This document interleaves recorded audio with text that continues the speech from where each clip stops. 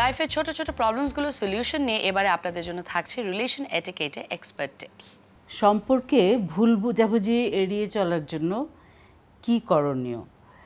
এখন যেটা হয়, যারা অল্প বয়সের তারা এক ধরনের মানে ভুল বোঝাবুঝি করার জন্য বসেই থাকে, যে কিছু মানে একটু মানে ছোট একটা কথাতেই হয়তো ভুল বোঝাবুঝি হয়ে যাচ্ছে।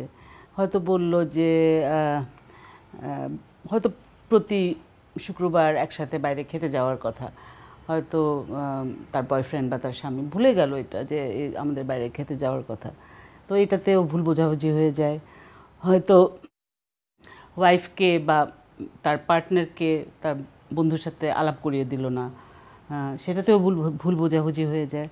তো এখন কথা হচ্ছে যে কিছুটা ভুল বোঝাবুঝি হবে, সেটাই হচ্ছে সম্পর্কের মিষ্টতা। মানে একটা হয় না যে একটু ঝগড়া না হলে তাহলে তো আর মানে কাছে আসার আনন্দটা ওরকমভাবে থাকে না।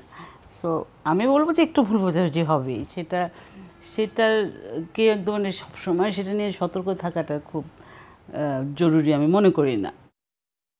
কিন্তু যেটা হয় কি, অনেক বেশি ভুল বোঝাবুঝির ব্যাপারটা এড়িয়ে চলার জন্য, যেমন একটা কোনো গ্রেভ ইস্যু আসলো সামনে, যে হয়তো ননদের বিয়ে নিয়ে কোনো কথাবার্তা বা নিজেদেরই বিয়ে নিয়ে কথাবার্তা, এরকমও তো হতে পারে।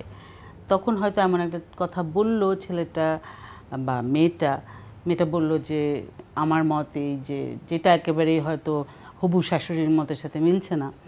তখন দেখা গেল যে ছেলেটা যদি তাৎক্ষণিক রিয়্যাক্ট করে তাহলে ঝগড়াটা অনেক বেশি হতে পারে।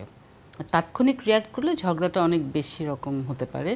তো তাৎক্ষণিক রিয়াকশনটাকে যদি আমরা এড়িয়ে চলতে পারি, এই ধরনের মানে যেখানে মেজর একটা ডিস্টারবেন্স হতে পারে সেরকম একটা সিচুয়েশনে, তাহলে আমার মনে হয় ভুল বোঝাবুঝিটা মানে কনফ্লিক্টটা একটু কম হয়, মানে ঝগড়াঝাটিটা একটু কম হয়।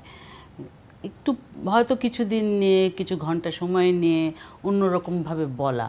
কারণ ওই যে একটা কথা বলে ফেলেছে একজন, কমেন্ট, অন্যজনের রাগ উঠে গেছে, সাথে সাথে ওই রাগ মানে সেই রাগান্বিত অবস্থায় সে একটা কিছু বলতে চাচ্ছে, তাহলে একটা ঝগড়া লেগে যাওয়ার সম্ভাবনা থাকে।